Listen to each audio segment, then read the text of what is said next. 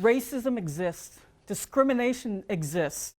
It's a damning report that took the military to task for failing to address racism and discrimination in the ranks over the last 20 years, prompting some members to leave. The price they have to pay to persevere through the racism and discrimination that they face every day has become unbearable.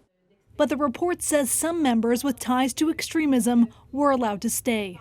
This panel found military membership in extremist groups is growing and becoming increasingly covert, but detection of extremist pockets or individuals is still very much siloed and inefficient.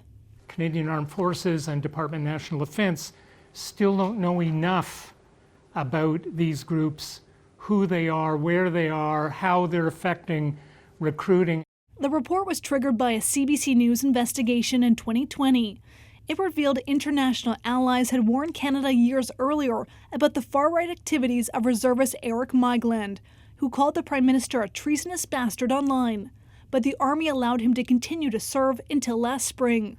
The force's top commander says he wants to keep toxicity out of his ranks. Widespread monitoring of our members' social media, there will be some privacy issues with that. But that being said, when we receive reports from wherever it may come, we take action. But that action isn't consistent. Some received a warning, others were released. When they find somebody who is a white nationalist, a white supremacist, a neo-Nazi, the default position, as we have been saying from the very beginning, has to be that they have to be actually thrown out of the Canadian military. The defense minister says it will all be examined. We are working every day to make sure that racism, racist remarks, systemic racism is eradicated. So Ashley, this was a wide-ranging report and far from the first one of its kind, right, in the last 2 decades, which was pointed out today.